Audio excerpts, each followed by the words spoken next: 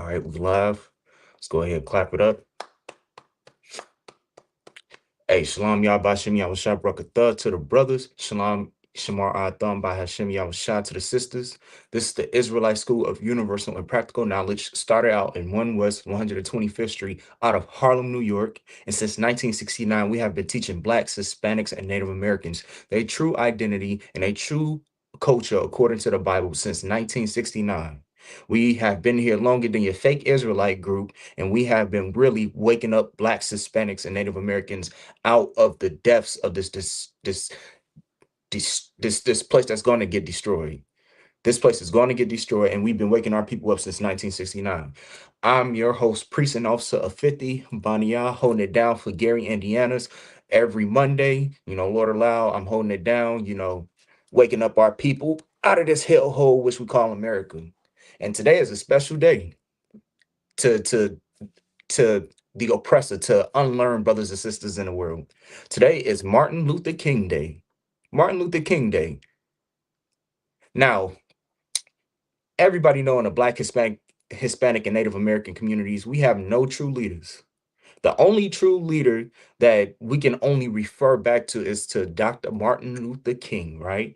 I have a dream that Blacks and whites are going to join hand in hand, and we're going to see Black boys and white girls join hand in hand. Well, let me tell you, that dream was a nightmare to us in this kingdom. That dream was a nightmare for Blacks, Hispanics, and Native Americans. Because what other race of people do you know went into war with a people, enslaved them for almost 400, 500 years, and then turn around and say, let's hold hands with them. Let's join to them. Let's have a rainbow coalition. Let's everybody come together and we just go be, in one spirit, one mindset.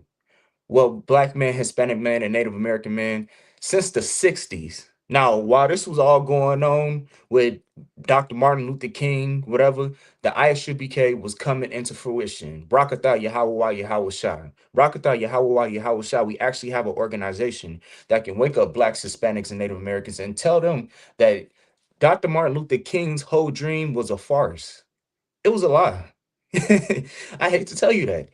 It was, because if you still look in today's society, what's going on today? You got police shootings. You got our Hispanic brothers going through hell with ICE.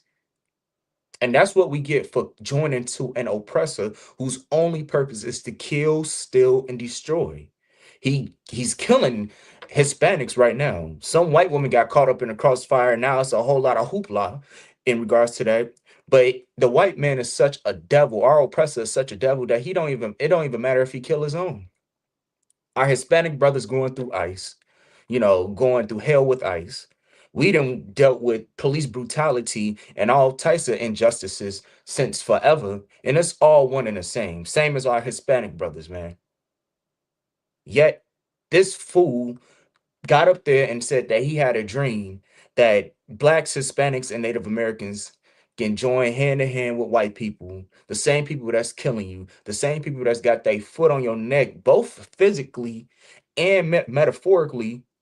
If they could keep us down with everything that they pumping through the media, I mean, hell, we ain't going nowhere if we want our kids to be like Cardi B. We want our kids to be like Megan Thee Stallion and Sexy Red. We want our men to be like NBA YoungBoy and Lil Durk and be just, a YN on the street, just being reckless and being loose. That's who he want us to be, so that we don't rise above and we don't find our true culture. Well, Black, Hispanic, and Native American man, you are the Lord's chosen people, thus saith the Bible, man. And then today, we're going to go ahead and get into, a little bit of history of Martin Luther King. We're going to get in, touch a little bit on like the whole civil rights movement. And we're going to really get down with it today. This whole week, just stay tuned in. Martin Luther King, MLK Day was a horrible thing. This is how horrible and how demonic this place is. You gonna honor a man who's literally who drove us into a burning house, who integrated us into a burning house. Now we sitting there looking at the same people who put our Hispanic brothers through hell ice, like, oh, we should come together with them. Them are the people that we should come together with. You're looking at the same murderous beast of an oppressor that we got to deal with every day, who's killing kids. Oh, my bad. We live. Unaliving kids. Unaliving. It don't even matter. He's just such a murderous and such a very, he's a hungry beast. He don't matter who he killed, what age, even if it's his own. That's who Martin Luther King wanted us to be joined with. Except for us saying that we need to come together as one. He said, nah, I see y'all getting holding hands with white girls, and I see black boys holding hands with white girls. I see white boys holding hands with, black women and Hispanic women, and really just trying to join us more to this beast when we should really try to separate. Not physically, because you ain't going to Africa. That's the one thing I gotta always clarify that, because you'll have some unlearned brother on here thinking that we gotta jump on the plane and go to Djibouti or something like that, go to Africa. Like, no, that means take your spirit out of this place. Whatever spirit you're giving to this white man every day, you got to slave. You got to do that. You got to pay the taxes. You got to do that. But stop celebrating holidays.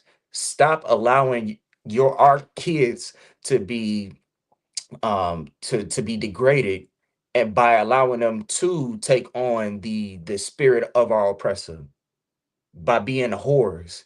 You being a whoremongerer. You just being a disgusting beast, smoking cigarettes, doing drugs. That's not our culture. It's never been our culture. That's why we fail at it. We're horrible drug addicts. We get caught up on it. We're horrible, what, finessers? What's the new term for it? We're horrible robbers. That's why we get caught up. We're horrible at being criminals. You can't be like what you see off of Casino and The Godfather. You can't be like Don Corleone. You're horrible at it. That's what we mean by separating yourself out of this place. Stop allowing yourself to get taken away with the spirit and the ideologies of this place, man. So without further ado, we're gonna go ahead and hop right into it. Hey, the water for anybody that's tuning in right now, I'm doing a kind of a lot of earlier class, I know a lot of brothers and sisters, they at the slave right now. So, I just want to say the water for y'all to, for tuning in. We're gonna go ahead and get down on it, man. For too long, we've been thinking that this leader, or who they proclaim to be the leader of black people, was doing something so good for us. Like, what in the hell? Have you ever heard? Okay, so what's a good famous army? What's a good famous battle? Have you ever heard? I just say it like this: the fake Jewish man over there in our homeland, the fake Jewish man getting with the Nazis. You ever heard them be like, okay, I know that they slaughtering us in the Holocaust, and they putting us in gas chambers and they putting us on concentration camps. You know what? We should join hand in hand with them. You don't hear it. It's crazy. You don't hear it at all. You don't hear them say, "Hey, we should join hand to hand with these Nazis." I mean, like don't try to change it. Let them be the Nazis. Let them have the swastika. Heil Hitler, all that, man. Join with them people, but you don't hear it. They got their justice for what was done with them. The fake Jewish man got their quote unquote justice for what was done to them. But we don't get justice. We get told you got to forget about it. You got to let bygones be bygones. You got to let it go. Well, damn it. In the Israelite School of Universal and Practical Knowledge since 1969, we won't let it go. Why? Because we won't let it go in a way that we need to remember who our enemy really is, man. This beast of an oppressor, the white man is the devil that the Bible speaks of. All you got to do is just work around him. Your boss, your supervisor, your co-workers, you know, why you think them ICE agents wear masks? It might be your coworker. You wondering why he always taking off. He going down there to go and, do raise hell against our Hispanic brothers and sisters, man. All right. So I'm gonna go ahead and we're gonna jump into this right here.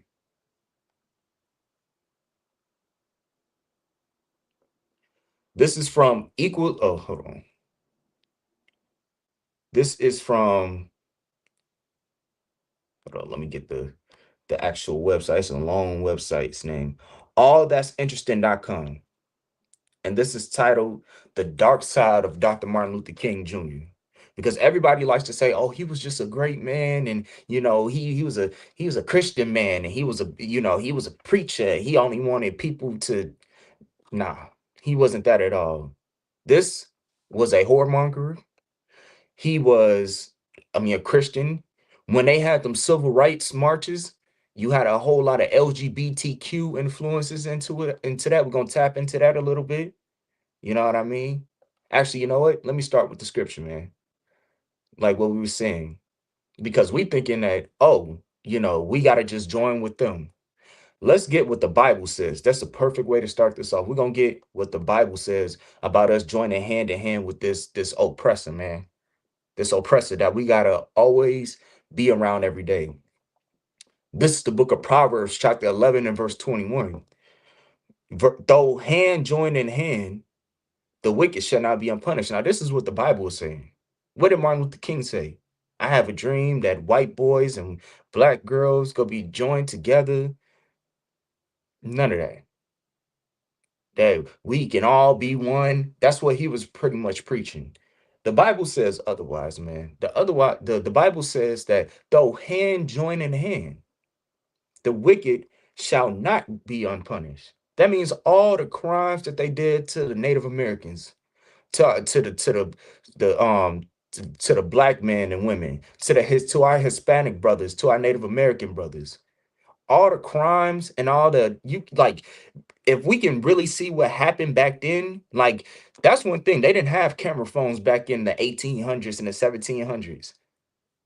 But Lord allow, once that day come and our oppressor get put on trial for everything he did, I hope it's like a big ass screen that everybody can really see all the inhumane things that happen to our people, man, our ancestors, what they had to go through.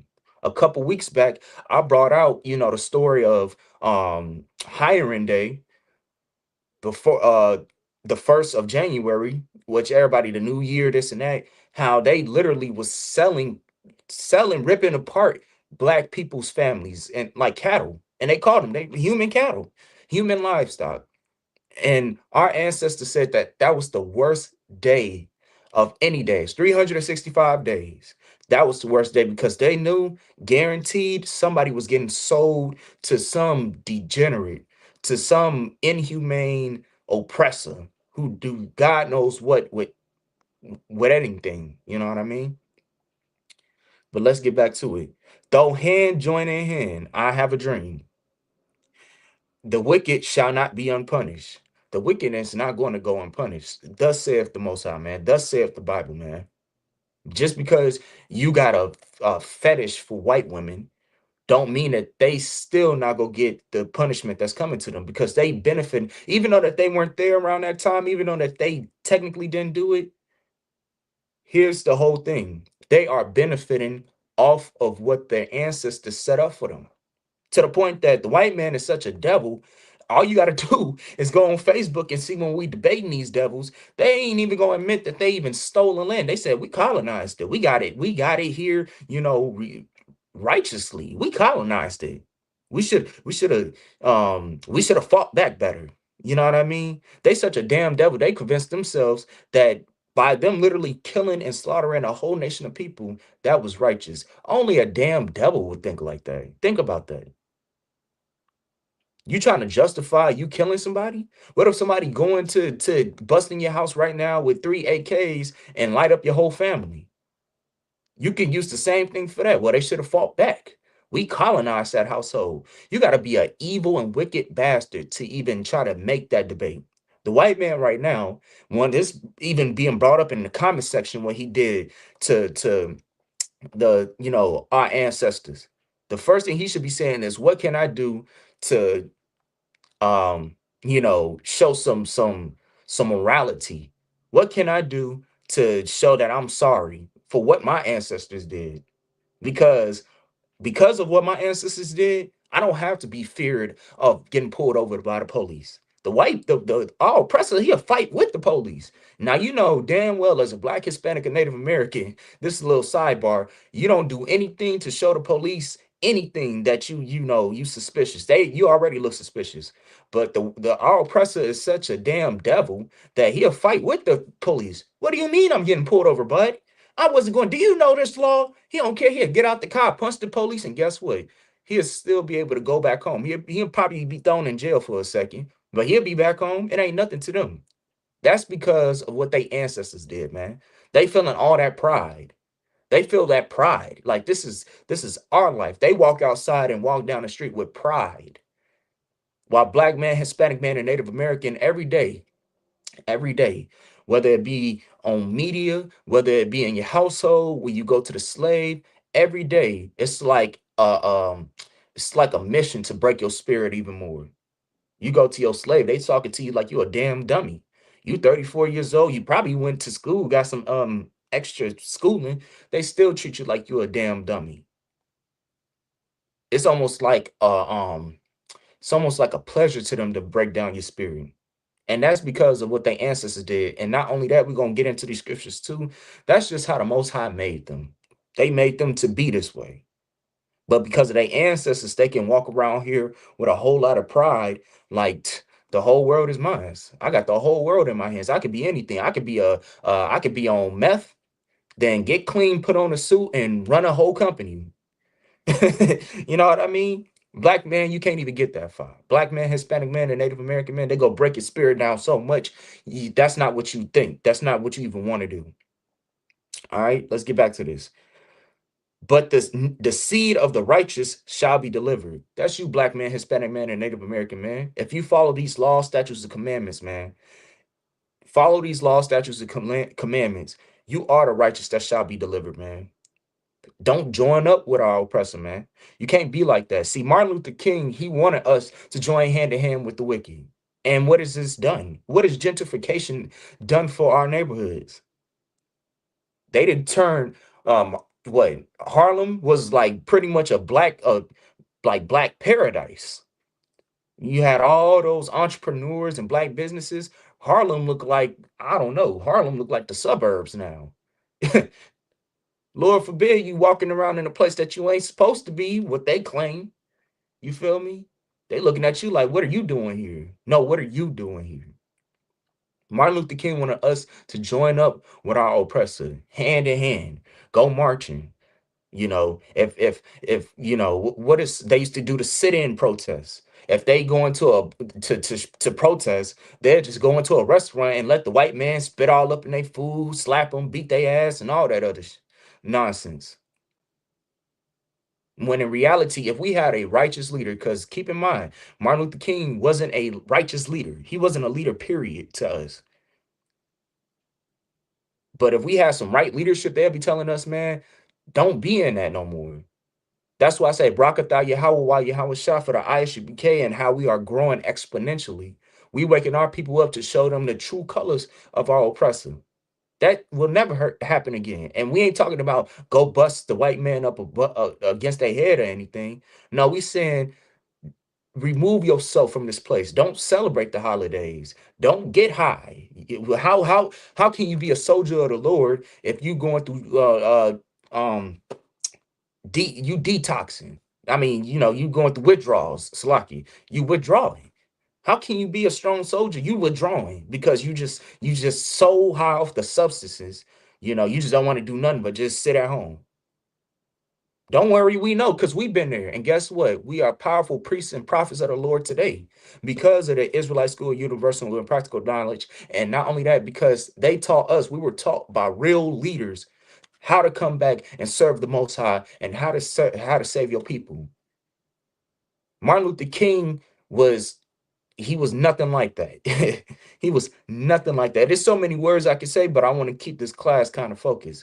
He was nothing like that. He was a detriment to our people. And then they named a whole day after him, which I ain't gonna lie to y'all. This is a little sidebar. I thought they canceled this. I was surprised when I'm hearing, the oppressors at work saying, "Well, we can't get any mail today because it's Martin Luther King Day and these people not running and this is closed." I'm like, damn, I thought Trump didn't close that. You know what I mean? I thought it was done and gone, which I wouldn't be surprised if he just replaced it with Trump Day or Kirk Day. They already got that. You feel me? let's go ahead and get back to this. Let me just go ahead and bring out this little tidbit on who Martin Luther King was. All right, and this is from all things. Yep, all that's interesting.com. So this is the first thing. Our boy MLK, he was definitely like into infidelity. He was a known whoremonger. Y'all looking at the he a Christian, he in a Christian church. That don't mean nothing. They don't do Christians read the Bible? No, they don't. They don't. That's a proven fact. I mean, you had Drewski kill y'all whole everything. Christians don't do anything like that. You feel me? Slocky. All right. So this is the one. This is them listing everything that this dude then did. All right. King married Coretta Scott King back in 1953, and they seem to have been happy with each other until his death in 1968. A shared belief in civil rights helped their marriage remain a happy one. Scott had been an anti segregation activist herself early on, and the two seemed to have a genuine affection for each other. Another less happy element that kept the couple together was Scott's ability to turn a blind eye to the countless affairs that King had while he was on the road. One thing that they not gonna tell you, well, let me go ahead and keep on with this article because I don't think they say the most important thing in here, but we I'll just go ahead and share this as soon as we get done. The FBI began tapping King's phones in the spring or summer of 1963 and later planted bugs in hotel rooms where he stayed when on the road. Initially, the FBI worried about communist infiltration of King's group, the Southern Church Leadership Conference, SCLC, because of his association with former communists like Stanley Levison. What came through on the tapes weren't communist plotting, however, but intense, nearly constant sexual activities with countless women he met on the roads. The recordings and incidents that they revealed shocked the FBI many times. King recruited multiple women who appeared to be a mix of groupies and prostitutes. So there you go, right there. The Bible teaches about not being a whore and not being a whoremonger. And in this article, it talks about him. They said that he had plenty of women that he had intense, constant, and intense. That means that this dude was getting down. But one thing that they failed to mention, uh,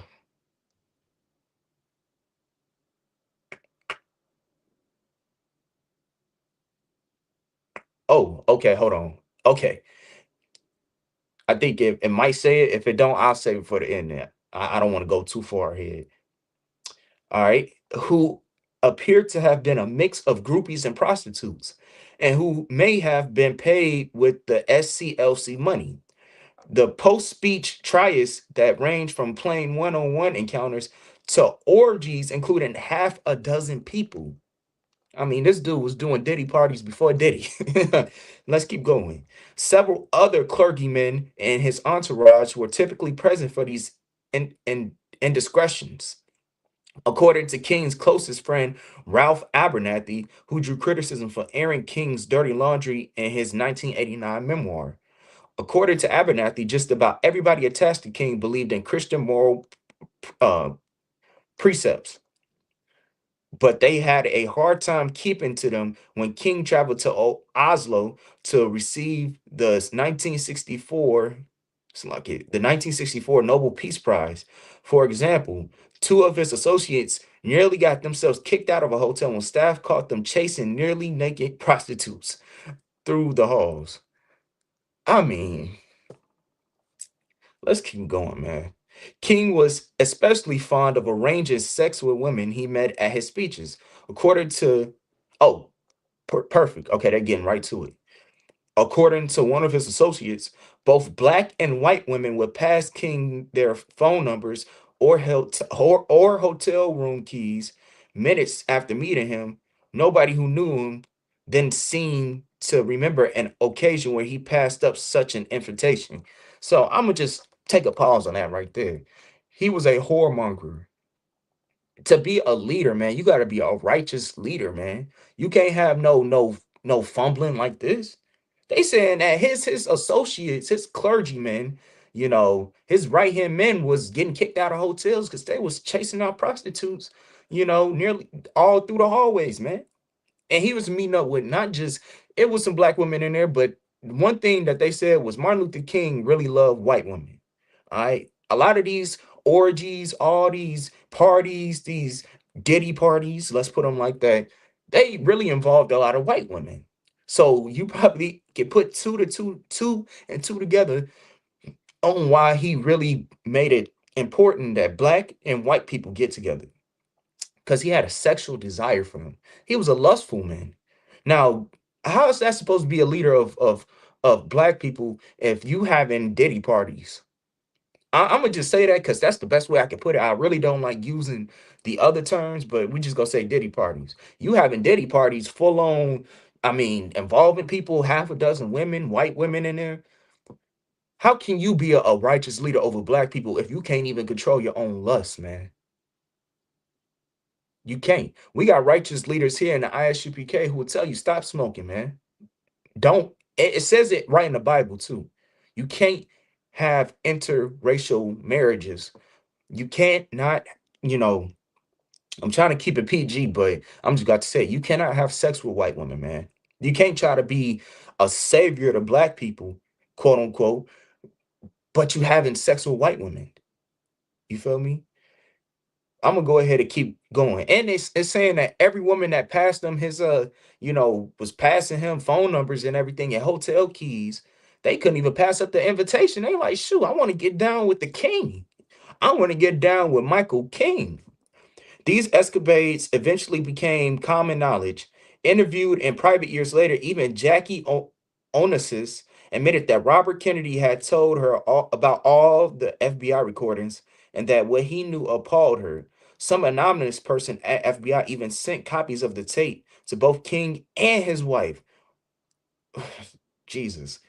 King allegedly brushed off the exposure with a remark about being surprised that they knew so much about him, while Scott later claimed that she couldn't make out what she heard and ignored the whole thing. Years later, Scott told an interviewer that she never asked King about infidelity. She didn't want to bother him over a thing like that.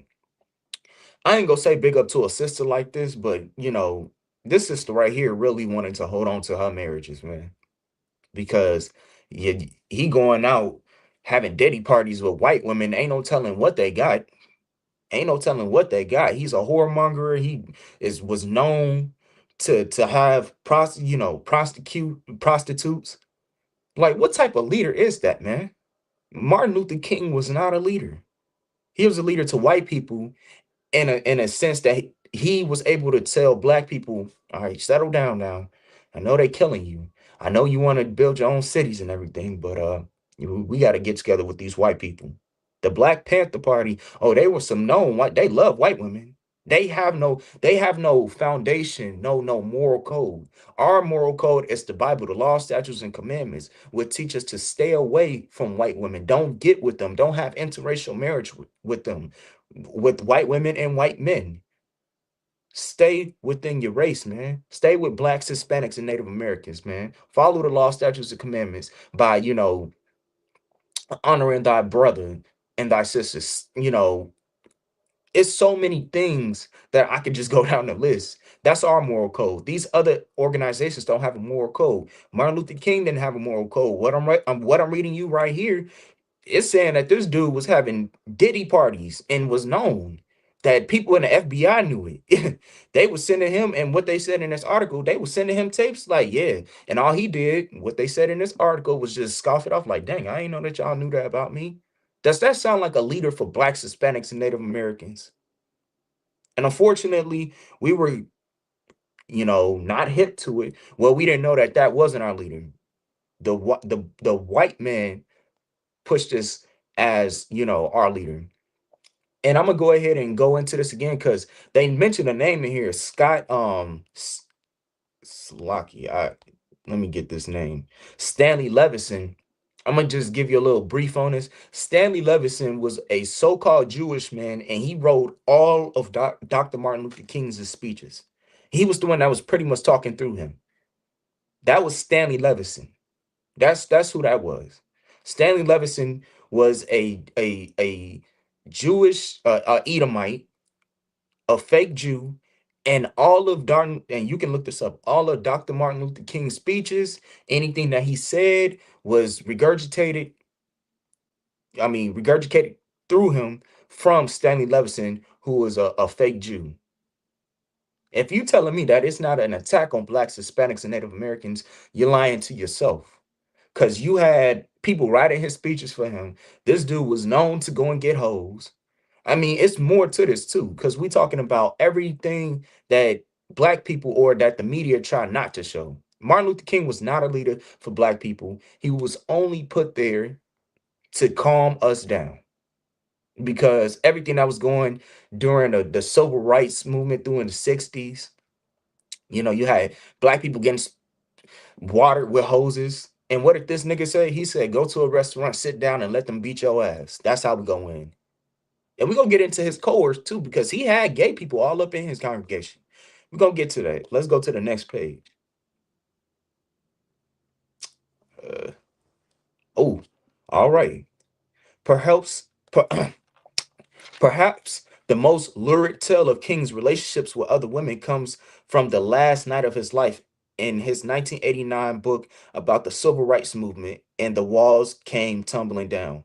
King's closest friend, Ralph Abernathy, wrote that he, King, and a few friends left the Masonic temples where King had delivered his last speech to get some drinks and attend a party.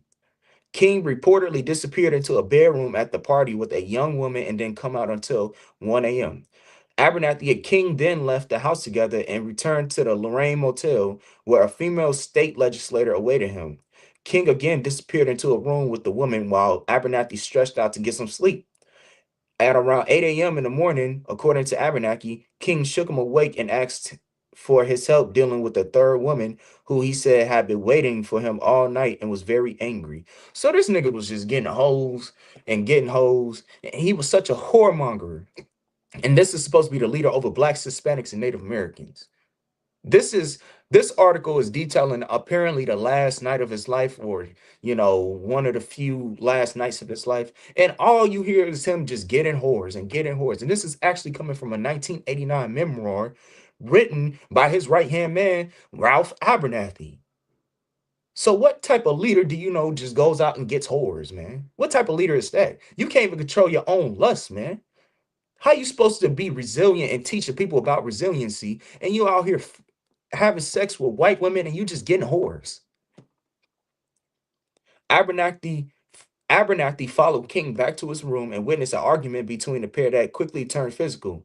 He claims that the two struggled briefly, and that King eventually struck the unarmed woman hard enough to knock her across the bed, and that she left soon after.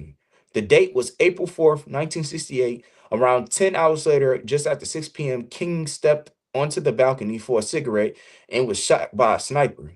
Ralph Abernathy held him until he died and then waited more than 30 years until he was near death himself to write what he knew about Martin Luther King Jr. that he had loved and admired. The day before he died, this nigga was going out and getting whores. Like, this is only just a little bit, man. This is only a little bit. But this is like baseball's strike one. I mean, strike one, strike two, strike three, you're out. Like, what type of leader do you know do this, man? He out there just getting whores and whores and whores to the point that he got into a fight with one. This is insane. But this is the leader that they want blacks, Hispanics, and Native Americans to to to look at. Whenever you get shot in the street by some Proud Boy disguised as an ICE member, or a Proud Boy disguised as some cop, some oath keeper, they want you to just sit there and just throw hand, join in hand. We gonna hold hands together. That's what they want you to think. They want you to think about Martin Luther King getting hit and busted up beside his head while they spraying you with water hoses, sicking dogs on you. You know what I mean? That's what they want you to think. They want you to just forget about it. Be like nothing. Let it happen to you. Well, the Most High says that you are a special people unto him. And what we need to do is we need to come together, man. We too busy trying to join with white people and make the white man a better person. He gonna be like that, nigga. That's just him. You have to come back with your fellow blacks, Hispanics, and Native Americans, man. All this stuff that's going on with ICE, we have to come back to our own people. We can't keep trying to run to this nation of people who, through history, has a track record of being murderous, violent deviants, man. All right. So, uh, let's go ahead and I think that was it on that. So I'm gonna go ahead and get this next article, okay? Come back to that later. And if you tuning in, throughout for everybody that's tuning in with me, I know it's early. You probably still at the slave, man. Man, everybody need a little bit of, a morale boost, man. Listening to the school while you at the slave and everything. Throughout for everybody liking, like, share, and share the stream, comment, just the water to all y'all. So anyway, let's go ahead and jump into his cohort, right? Is this what I want right here? It's probably not what I want. Oh, let's go ahead and get into this. Everything that you heard from Dr. Martin Luther King back in the 60s, all was said by a white man, man. It was all said by a fake Jewish person. So Stanley Levison, Stanley Levison, while Dr. Martin Luther King Jr.'s core speechwriting team included figures like Clarence B. Jones, who wasn't Jewish, but was a key collaborator and emphasized Black Jewish unity, which is just insane to me. They only enforced it so that they can keep you down, so they can come off as not a violent people, so they can say we got to join together. Let's join together. While you getting your ass beat by the oppressor, while you getting sprayed, getting things thrown at you, spit on, all this other stuff. Yeah, let's join together. Let's join together with our oppressor, man. Jewish individuals like attorney Stanley Levison, King's close advisor and fundraiser, and Rabbi Abraham Joshua Heschel played crucial roles, with Levison co-drafting speeches and Heschel marching with King, highlighting significant Jewish involvement in the civil rights movement. So right here, what you're hearing is this Jewish man was writing speeches for Martin Luther King. Now, when you got influence like that from a nation of people, another nation of people who didn't go through what you're going through, you might say the Holocaust was bad, but goddamn, we went through 400 years of slavery. You feel me? Y'all had about what, a few million of y'all, got dropped. That's not in comparison to what they did to the blacks, Hispanics, and Native Americans for over 400 years. So they able to probably put all types of things in his speeches for him to just get up there and really settle down the crowd now. We gotta settle them down. They're getting too rowdy now. We gotta send him out. He's a preacher while he in the back having orgies, and the FBI was bugging his room. And I think that was and if I'm wrong, I could be wrong on this, but I believe that this was the first time that they ever used that wiretapping and that bugging stuff was for Martin Luther King. I believe that that's the truth there. I could be wrong, but either that's one of the first times or one of the first few times when they just started doing that, and they used that for Martin Luther King. Bugged his room. And then they caught him on there just going off, and people was sending him the tape, and he just like, man, I didn't know that y'all knew that about me. All right. So Stanley Levison, a Jewish attorney and King's advisor from 1956 until his death, Levison was instrumental in fundraising and co-drafting speeches, including early versions of the "I Have a Dream" speech, despite being investigated by the FBI for alleged communist ties. So that's him. He was the one that was pretty much like, okay, I have a dream that, what do you think? Let's put black boys and white girls should hold hands. That's good. That's who wrote that. It wasn't Martin Luther King. It was some fake Jewish dude. And they fundraised it. They was co-writing it. You know what I mean? And they pretty much influenced this whole speech. So you wondering why he getting up there saying like, "Oh, we need to just stick together and we don't need to." It's because a white man wrote that for him. He was getting paid. I mean, pretty much bought and paid to write that. So this is Rabbi Abraham Joshua Heschel. That's the other one. A prominent theologian and civil rights leader, Heschel marched along King as Selma symbolized the strong alliance between Black and Jewish communities, which there is no unity here. There is no unity against Blacks and the fake Jewish man. The- we don't have anything in common. The only thing that keeps us at eye is the fact that you stole our culture. You know how many fake Jewish men I come across, and I've asked them all the time, what tribe you come from, just to see what type of BS they gonna spew to me. You know how many times I just heard them straight up say, I'm not from a tribe. They just, I'm not from a tribe. I'm a, what do they say? I'm a convert. Well, damn, I didn't know that you can convert to being Jew. I thought it was by blood. That's crazy. That's crazy work. You got 12 tribes of Israel. Blacks, the real 12 tribes of Israel, blacks, Judah, Hispanics, Issachar. It's plenty, Issachar, our Mexican brothers going through it right now. You got Puerto Ricans, Ephraim. You got Native Americans, Gad. You know what I mean? You got our Haitian brothers, Levi. You know what I mean? You got so many tribes. And these devils, which is to be expected, they say I don't even come from a tribe. I'm a convert.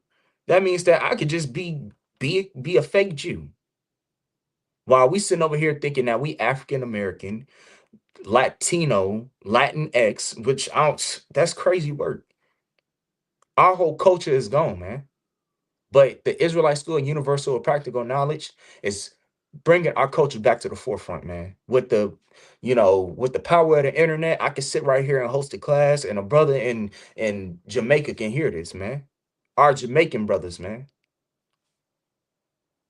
they can sit there and they can hear it. A brother in Haiti can hear it. A brother that's in Canada can hear it. Unfortunate, I mean, back in the day we didn't have this, but the Most High is opening up the airwaves so we can bring our culture back to our people, man. So we don't have to be, um, what's the word I'm looking for? So we don't have to be lied to and told that we gotta, join hand in hand with our oppressor, man. The Bible says, like I brought out earlier, even if you join a hand in hand with your oppressor, though hand join in hand, the wicked shall not be unpunished. Just because you holding hands with that white girl, she still has to pay for what her great great granddaddy, her pappy, her great grandpappy did, and hell, what her other family members doing now, because they probably part of ICE, the Oath Keepers, the Proud Boys, and they going and doing God knows what to our Hispanic brothers, to all of us now, because they just straight up said we just gonna get all y'all niggas. If we gotta kill a white girl in the process, so be it, because he's a murderous bastard and he doesn't have any compassion even for his own people, like an animal. Animals will kill each other and then have a feast with each other, and that's the white man who we gotta be around and who we gotta deal with all the time. uh Bayard Rustin. Bayard Rustin. Bayard Rustin was a key organizer of the March on Washington.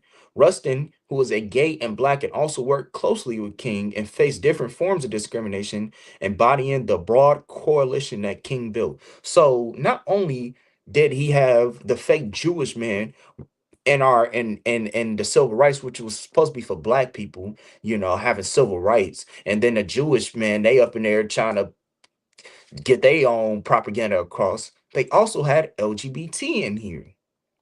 This is the leader. This is who, which later on we're gonna bring out that he pretty much had remorse. Well, I wouldn't. Well, depending on how you look at it, he had enough sense at the end to say that I think I've integrated my people into a burning house. You know, you had the fake Jewish man in there writing your scripts, so he can just write a script about you being, Just we need to just let them beat our ass and let them spray us with the water hose and all this other stuff. And you had LGBTQ influence in that. So we're gonna go ahead and hop into um his homie. We're gonna hop into his homie. All right. Salaki. My phone. We're gonna go ahead and hop into that. All right. All right. So Bayard Rustin. All right. Bayard Rustin was a crucial, often behind the scenes strategist and organizer for Martin Luther King Jr., including Gandhian nonviolence and masterminding key events like the 1963 March on Washington.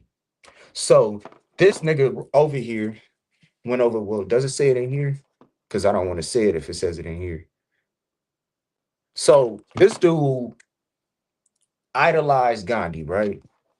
Let me just see, because I thought it said it in here. Okay.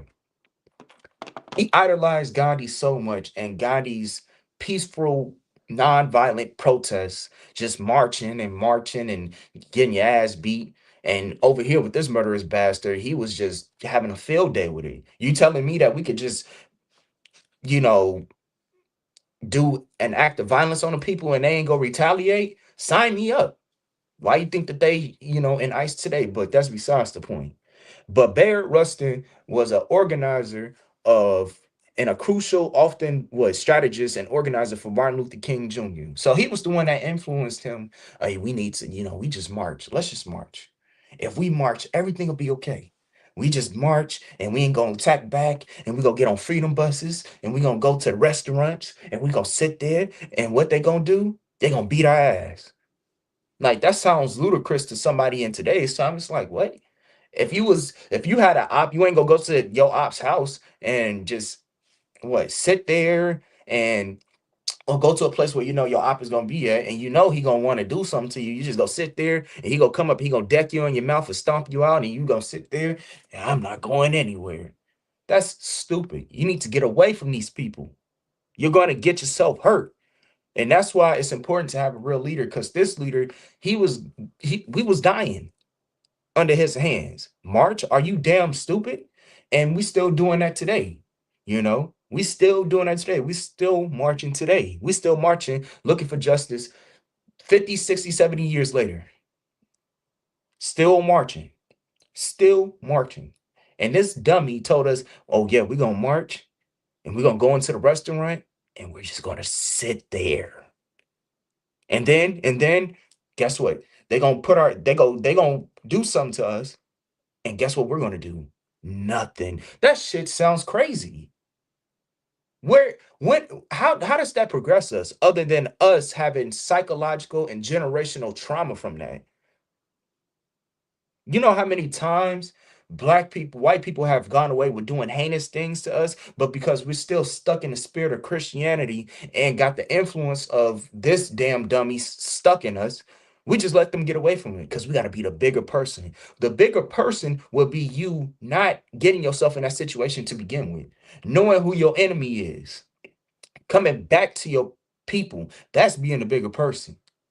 That's what I just said to you and what he influenced us to do. That's being a small person. That's being stupid.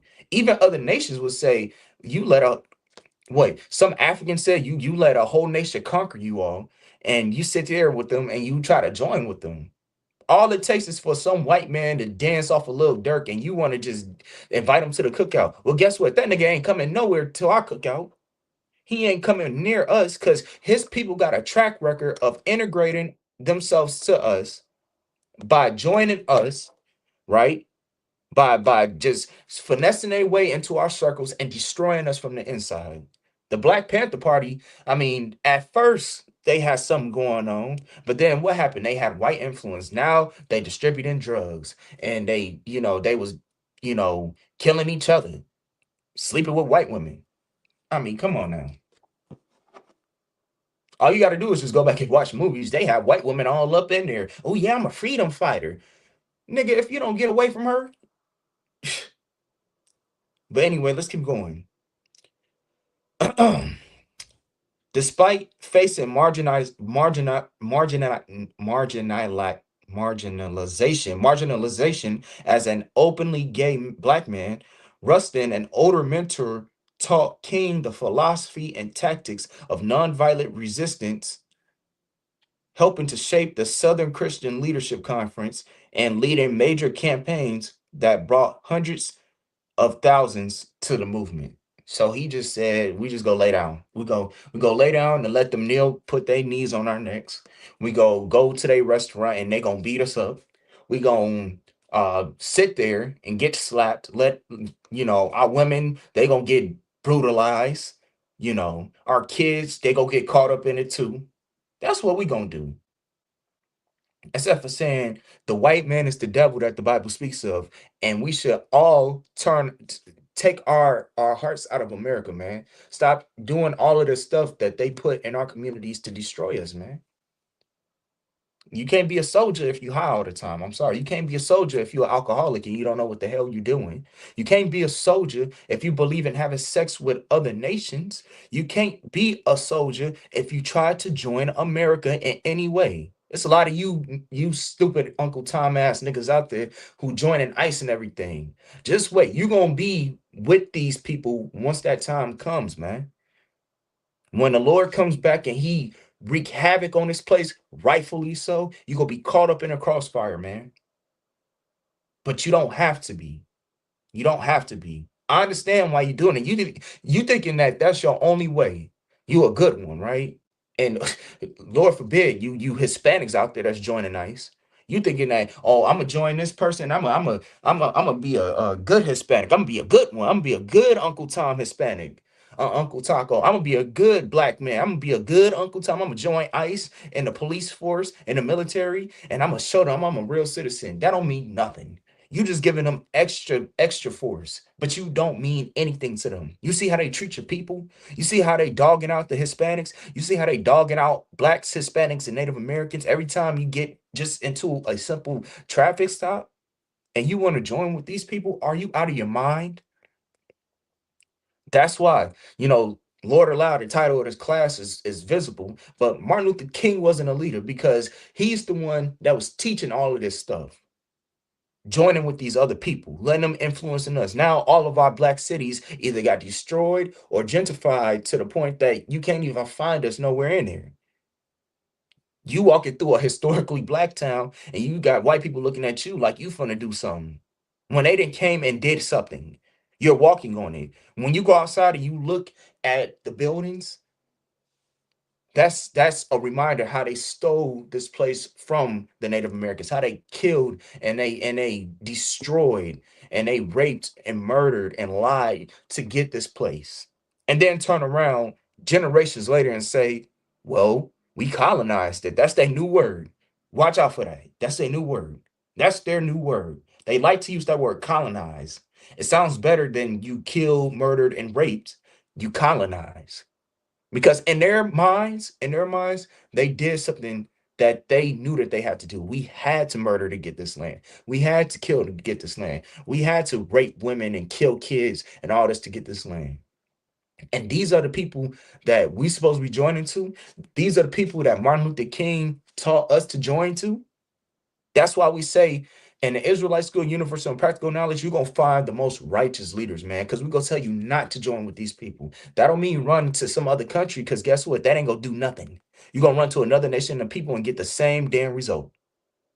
But we need to really rely on ourselves and come back to ourselves and stop allowing leaders like this to, well, he did his number. But we slowly but surely coming back and we finding our identity and we realizing that leaders like this were damn horrible. This was the worst thing that you could have ever did to this community, was telling us to join with these people. Because now you got situations where you got police killings, you got ICE coming and they just shooting anybody now. It don't matter. Next thing Lord forbid not, but you're gonna hear it's gonna be, somebody else, another tribe that they're gonna, somebody. You're just gonna hear so many incidents because of the Martin Luther King effect. Because we gotta join with our oppressors and hand join in hand. Well, the Most High said that they will not go unpunished for what they did. They will not go unpunished. It don't matter what the hell your Christian leader said, whatever he was preaching, because they still preaching that. It don't matter what the hell is going is what you try to do. They still got to get justice. We still got to get justice. Don't you want to get justice? You just cool with, oh, well, that was in the past. Well, damn it, if that was in the past, then we should forget about the Holocaust and 9/11. When 9/11 come up, we should just be like, oh, what, just forget about it. What they always, I don't know if they still do this when I was in school. This is a little sidebar, but they used to have us, let's take a moment to remember the fallen people in 9/11. Man, to hell with 9/11, man. Forget about it. Martin Luther King, his whole operational command was for us to pretty much be in a place where we forget about who we are, forget about our culture, forget about our identity, forget about ourselves, forget about our struggles, and join to a nation of people so that they can keep enacting their violence on us, of violent people. That was Martin Luther King, man. That's who he really was. And then what I'm bringing out to you about Bayard Rustin, he was putting LGBTQ, um, you know, influences all up in the civil rights. So it was all messed up. It was never for us. You had Martin Luther King, who had his speeches written by a Jewish man, Stanley Levison.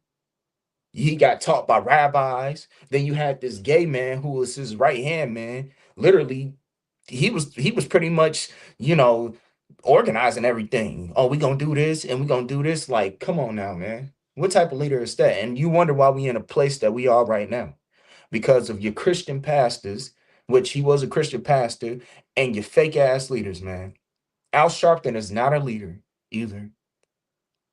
And Jesse Jackson is not a leader either. But let's keep going.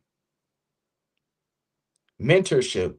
Rustin, drawn from his Quaker upbringing and study in India, introduced King to Gandhian principles of nonviolent direct action. Oh boy. If y'all go out in the street and you get attacked by a hyena because you walked by a hyena's den, are you gonna then go back and just stand there and let them attack you again because of the fact that that's gonna make a change? No, your ass is gonna get you're gonna get unalived. And this is what he did to plenty of blacks, Hispanics, and Native Americans that were marching, because it was Hispanics and Native Americans in there marching with us as well. But because of his poor leadership, which he was never meant to be a leader over blacks, Hispanics, and Native Americans, you had so many unalivings there. Not by us, by our oppressor doing that to us. And that's supposed to be a leader that we're supposed to look back at, dedicate a whole day to. And that should show you how evil and wicked this place is. Only an evil and wicked, disgusting bastard would put somebody like that, somebody who, which I brought out before, was a whoremongerer, 304, plenty of women every night. Then he tell you join hand in hand with the same people. And this is 1963.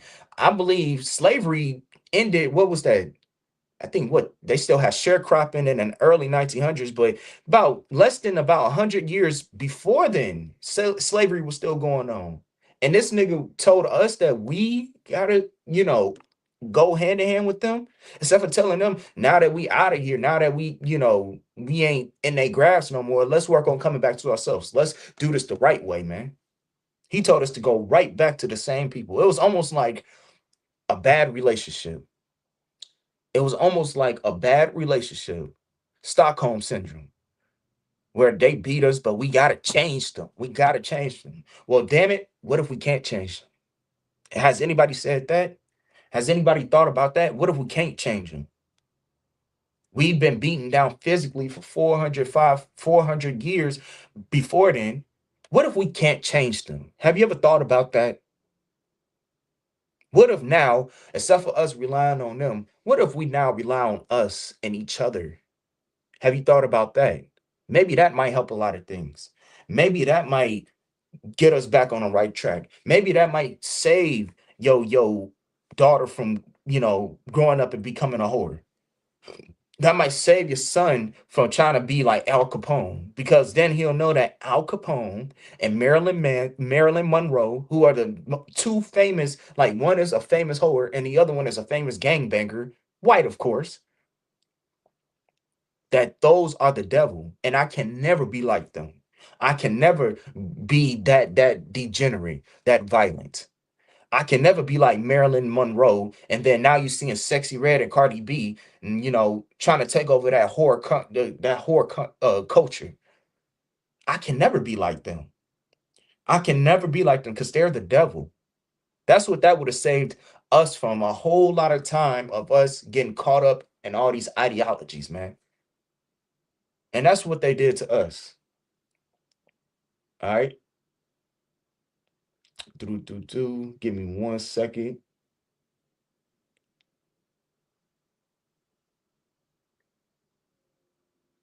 All right.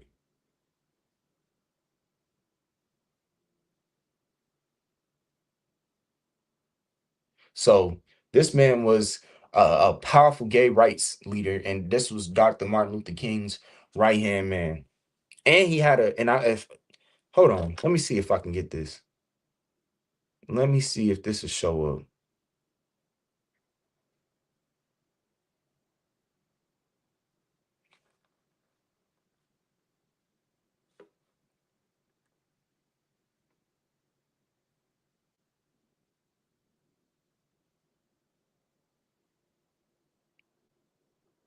Let me see if I can show y'all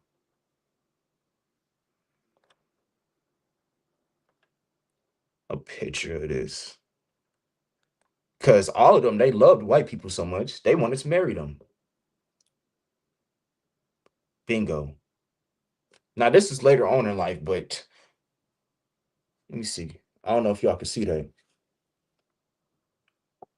This is Bayard Rustin, and then this right here is his husband. This is the Martin Luther King effect. He allowed homosexuality, Jewish views, all up in his congregation. And you wonder why we at where we are right now, man. Now you wondering why we at where we is right now. Because we had a horrible, if you want to even call him a leader, here in the ISUPK, he was never a leader to us. He was never a leader to us. But unfortunately, because of propaganda that was just put out to destroy us, he was made into our de facto leader. Well, let me go ahead and get right here.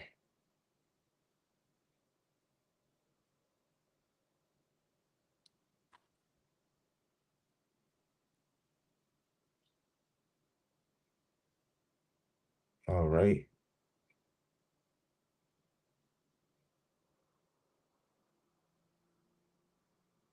Let me, bingo, right here.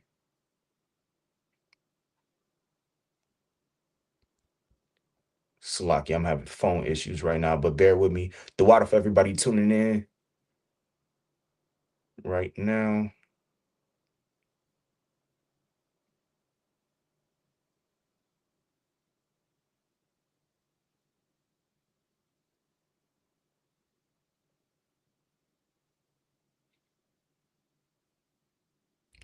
Let me see. I'm trying to get this up to play.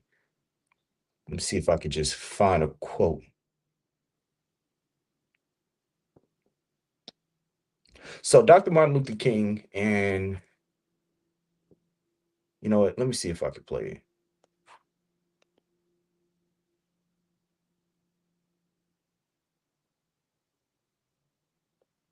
I'm just gonna play this out loud. Maybe you can hear it. I think it should be loud enough. I still have faith in the future. But I've had to analyze many things over the last few years, and I would say over the last few months. I've gone through a lot of soul searching and agonizing moments. And I've come to see that we have many more difficult days ahead, and some of the old optimism was a little superficial, and now it must be tempered with a solid realism. And I think the realistic fact is that we still have a long, long way to go, and that we are involved in a war on Asian soil, which, if not checked and stopped, can poison the very soul of our nation. I'm not going to say that all of our problems will be solved if the war in Vietnam is ended, but I do say that the war makes it infinitely more difficult to deal with these problems. Uh, when a nation becomes obsessed with the guns of war, we do face many more difficulties as a result of the war. It's much more difficult to really arouse a conscience that cannot definition, hatred, and violence. I think the biggest problem now is that we got our gains over the last 12 years at bargain rates. Okay, hold on. This is a pretty long one. I just want to kind of get to the, just really want to get to the meat of the whole thing here.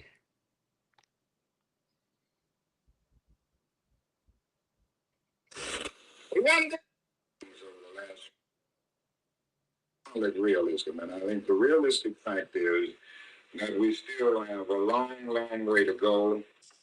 Last thing that was such an agonizing moment. And I've come to see that we have many more difficult days, a long, long way to go. But I said, That's not it either. Okay, this got to be it. I just want y'all to hear what he's saying. once turned into a nightmare. I've gone through a lot of soul such an agonizing moment. That dream that I had that day has at many points turned into a nightmare. I've gone through a lot of soul searching and agonizing moments, and I've come to see that we have many more difficult days ahead, and some of the old optimism was a little superficial, and now it must be tempered with a solid realism. And I think the realistic fact is that we still have a long, long way to go. Now we are confronting issues that cannot be solved without costing the nation billions of dollars. Now, I think this is where we're getting our greatest resistance. They may put it on many other things, but we can't get rid of slums and poverty without it costing the nation something. That dream that I had that day has at many points turned into a nightmare. That dream that I had has turned into a nightmare. I think at the end, he started to kind of realize there a little bit that, okay, you know, you seeing people getting beat up and the Ku Klux Klan dragging, burning up bodies, and you know, police brutality was just probably even worse now than it was back then, to be honest with you. And this is 2026. You would think that with the internet and everything that we got here, all this knowledge at our fingertips and on our phones and whatnot, that we'll be able to realize that these people are pretty devilish. These people are the devil. But unfortunately, because of our Christian pastors and the Christian church and the Muslim mosque, they have told us to pretty much stay a slave. Stay a slave. Let them beat up on you. We just got to pray, brother. We got to pray. Instead for stopping you from getting into certain situations where it will, you know, cause you to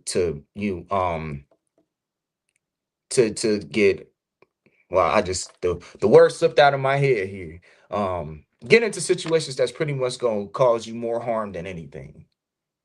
So I'm gonna go ahead and pull this last scripture, and then we're gonna go from there. This is the book of Proverbs, chapter 11, and verse. Oh, Salaki, not that one. This is the book of James, chapter 23, starting at 25. Now this is what this is what the Bible, see, the Bible is a walking and talking book. This ain't for show, this ain't for face. What I'm reading here is the King James version of the Bible right here. And this is what it's saying about Dr. Martin Luther King's I Have a Dream speech. If you're thinking that the Bible is not prophetic, I mean, then you gonna end up just like America, because it does also talk in here about Third World War and about global nuclear war. So you could believe what you want to believe, but the thing you could believe what you think you should believe, but this is what you should believe. What you want to believe in is gonna be peaceful, and we're gonna join hand in hand, and I can have sex with white women, and oh, no, this is what you should believe in, the Bible. And the only way you gonna get taught Bible the right way, your Christian pastor ain't gonna teach you. Your Muslim mosque is not gonna teach you. Your rabbis ain't gonna teach you. The Israelite School of Universal Practical Knowledge go teach you the truth, man. Just like it taught brothers like me and plenty other brothers who was just as lost as you are right now watching this. This is the book of Jeremiah, chapter 23, starting at verse 25. I have heard what the prophets said that prophesy lies in my name, saying, I have dreamed. I have dreamed. What that sound like to you? I have a dream. I have a dream. The Bible is a walking, talking book. It says that I have heard what the prophet said that prophesied lies in my name. Prophesying lies. He probably said, oh God, and this one nation under one God, and this and that. Prophesying lies, saying that we need to join with these people, saying, I have dreamed. I have dreamed. Verse 26. We're just going to go ahead and just close it out with this scripture. Verse 26. How long shall this be in the heart of the prophets that prophesies lies? Yea, they are prophets of the deceit of their own heart. What did I bring out to you? Martin Luther King was a lustful man. He was a whoremonger. He got written speeches he sold us out. He sold us out. You had the white man writing your speech. Your right hand man was a gay man putting all types of LGBTQ activist movements. I mean, activist propaganda in your movement. You sold us out. You sold black people out. You had so many black casualties on your hand that it was horrible. That at the end you realized that I fear I've integrated my people into a burning house. My dream was a nightmare. Let's keep going. Verse 27, which think to cause my people to forget my name by their dreams, which they tell every man to his neighbor, as their fathers have forgotten my name for Baal. You worshiping another god, man. You know what I mean? You forgot your father's name for the devil, for the devil. Because the Most High will tell you don't join with these people. But the devil's gonna tell you we had to join with these people. You know what I mean? They forget their names by their dreams, just imaginary. Verse 28, the prophet that hath a dream, let him tell a dream, and he hath my word. Let him speak my word faithfully. What is the chaff to the wheat, said the Lord. It is not my sword like as a is not my sword like as a fire, saith the Lord, and like a hammer that breaketh the rock in pieces. Verse 30, therefore, behold, I am against the prophets, saith the Lord, that steal my words, every one from his neighbor. He's against Martin Luther King. You see what happened to him. He's against your Christian pastor, which got exposed by Drewski. Who would have thought?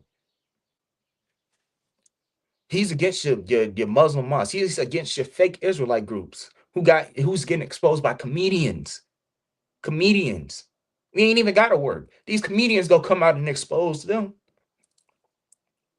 Verse 31, behold, I am against the prophets, saith the Lord, that use their tongue and say, he saith. Verse 32, behold, I against them that prophesy false dreams. That's what it was. Like we just brought out, a white man was writing drafts for the I have a dream speech. This came from the oppressor, man, to keep us where we are now so we don't rise up. When the heat gets a little bit hot, we stay right here. We stay right here. We let them stand on top of us.